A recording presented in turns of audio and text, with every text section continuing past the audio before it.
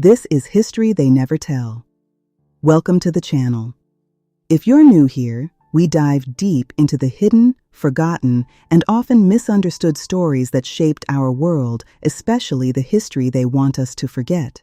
Today, we're taking another look at a piece of history that most people think they know, but the real story behind it is vastly different than what you were taught. If you love history, uncovering the truth behind African American history, and learning something new, hit that subscribe button. Share the video to anyone that may be interested in topics like this, and be sure to comment to let me know how you feel about the video. Thank you for being here. Now let's jump right into it. If you ask anyone today about the watermelon, most will tell you the same thing. It's the ultimate summer fruit. It's sweet, refreshing, and universally enjoyed. In fact, modern agricultural data shows that African Americans actually consume watermelon at lower rates than white Americans. So why does one of the most pervasive, enduring racial tropes in American history center on this exact fruit? Most people know the stereotype exists, but very few know where it actually came from. It didn't start as a random joke or an innocent caricature. It was born out of fear, resentment, and a calculated effort to strip newly freed Black Americans of their economic independence right after the Civil War. Before it was weaponized into a symbol of mockery, the watermelon was a powerful symbol of Black freedom, self-reliance, and financial victory. Today, we look at the dark, forgotten history of how a symbol of Black resilience was rewritten into a century-old racial slur and how truth was buried beneath propaganda. To understand how this happened, we have to rewind to 1865, the end of the American Civil War and the dawn of Reconstruction. 4 million formerly enslaved individuals were suddenly free. General William Tecumseh Sherman issued Special Field Orders No. 15, promising 40 acres and a mule to newly freed families. It was meant to give them the foundation to build lives, acquire land, and generate wealth. But following President Abraham Lincoln's assassination, President Andrew Johnson revoked the order, returning the confiscated land back to former Confederate slaveholders.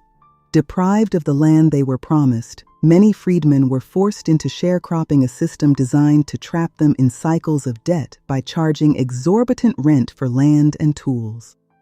Yet, despite these massive systemic barriers, many freed Black Americans found an unexpected path to financial freedom: the watermelon. Watermelon was an ideal crop for recently emancipated farmers. It required relatively little capital to plant, thrived in southern soil, and matured quickly.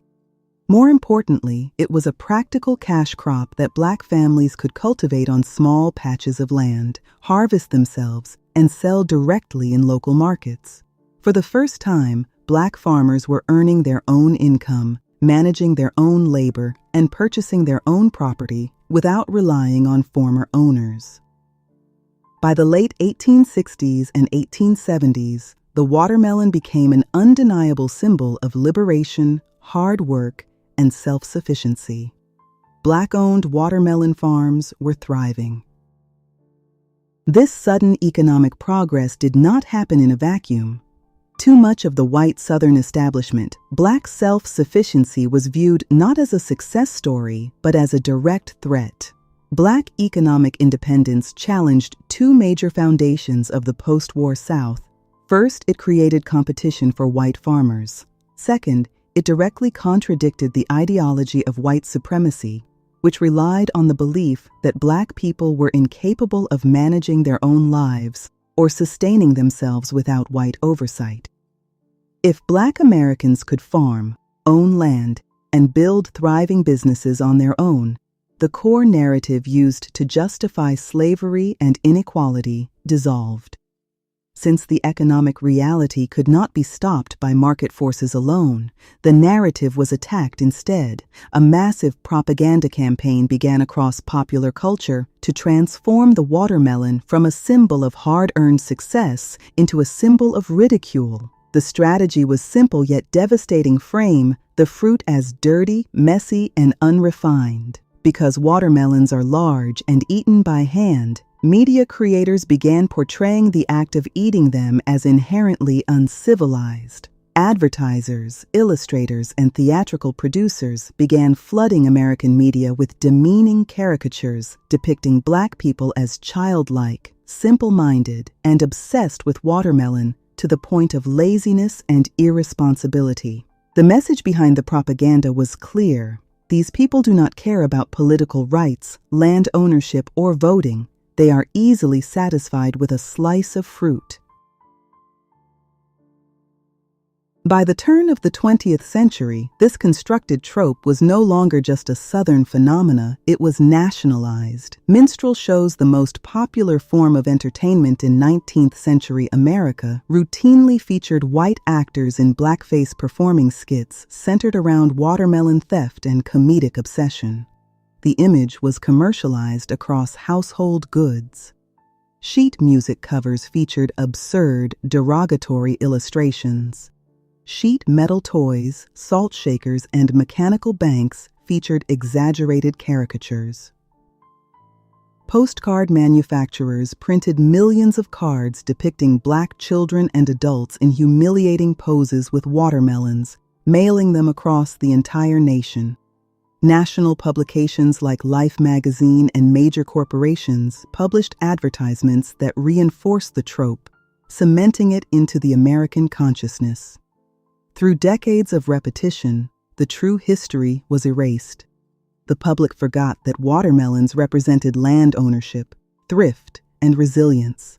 Instead, generations of Americans were conditioned to view the fruit as a punchline designed to deny Black citizens their full dignity and political equality during the rise of Jim Crow laws. Even long after the era of minstrel shows and vintage postcards passed, the weaponized trope continued to linger. Throughout the 20th and 21st centuries, the stereotype resurfaced in subtle and overt ways, used in racial taunts against civil rights activists, prominent Black figures, and politicians. When a stereotype is repeated for over a century, its origins are often forgotten, leaving behind only the subconscious bias. However, historians, cultural scholars, and modern agriculturalists have worked to dismantle this narrative by exposing its true history. Modern Black farmers and community organizations are reclaiming the story, reminding the world that behind the caricature lies a genuine story of historical courage. The watermelon was never a sign of laziness or simplicity. It was a tangible engine of Black freedom, born from the hands of people who took their destiny into their own hands when the promises made to them were broken. Understanding this history isn't just about a fruit, it's about understanding how media, propaganda, and economic jealousy can be used to rewrite history. Now that you know where it comes from, the story belongs to the truth, and this story is the history they never tell. Thanks for watching The Weaponized Fruit, the dark history of the watermelon stereotype.